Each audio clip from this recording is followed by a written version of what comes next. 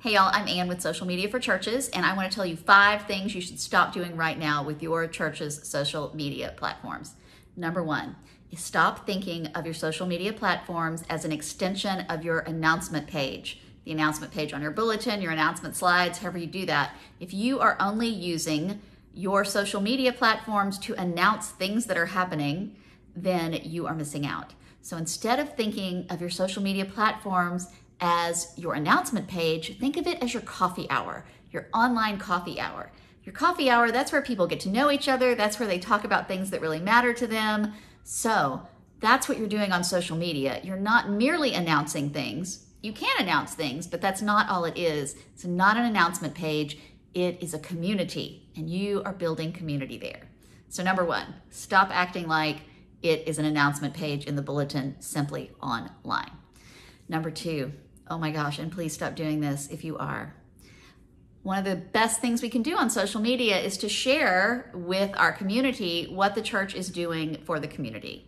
Our mission, our outreach work, that's really important, especially for the younger generation. That's what they want to know. How is your church making a difference in this world? But when you post about that, if you are helping marginalized people, do not put them in your social media feeds. That is a real invasion of privacy, and it's just really icky to go, look at these poor people we are helping. Yeah, stop doing that. Oh my gosh, please stop doing that. There are great ways to show your people at work. You can show them sorting clothes. You can show them ladling soup. You know, there's all sorts of ways that you can show your people actively serving without showing the people you are serving.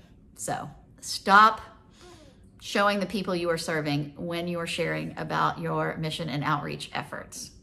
Stop posting questions that have complicated or possibly divisive answers. On your social media page where you are building community, it is online, you are not face-to-face.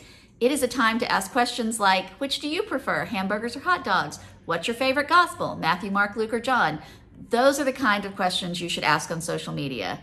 Do not ask questions that call for longer answers or that there may be some debate about.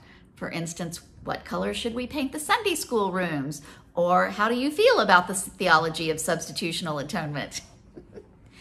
Ask questions on your social media page, but ask the kinds of questions that simply require easy answers. Save the deeper discussions for when you are in person or in an appropriate forum that is set up specifically for that. For instance, a Facebook group or a Zoom call. So stop asking complicated and controversial questions on your social media platforms. Okay, now we're at number 4. Number 4, stop posting videos without closed captions.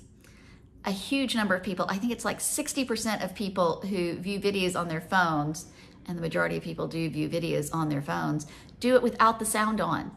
So if you are not captioning your videos, not only are you ignoring people who do have hearing problems, so you're not making your videos completely accessible, you are also missing out on an audience who's simply not watching with the audio up. You can use CapCut, you can use a number. It's so easy to caption videos these days. I will say, please edit and check before you post, because sometimes the automatic captioning misses a word or two in a way that can be kind of awkward. So be sure you double check before you post. But quit posting videos without captions. Okay, now we're number 5. Quit being afraid of asking for money on your social media platforms. I don't know, that seems to be the last great frontier for a lot of you. Now, you don't have to post every day about please give us money. That's not how we do things in the church, or at least I hope that's not how we do things. However, there are people who are in your social media community, some who put their butts in your pews on Sunday mornings, some who don't, who would love to be supportive of your ministry, and you are not telling them how. They can't find it on your social media platform, in your bio. They're not finding anything in your feeds. They may not even be finding it on your website. But quit shying away from telling people how they can contribute to your ministry on social media. It is such a great tool, and there are people who would like to be contributing, who would like to be supporting this ministry that has meant a lot to them. So stop backing off from that and start making sure that your online communities know how to contribute monetarily to your ministry.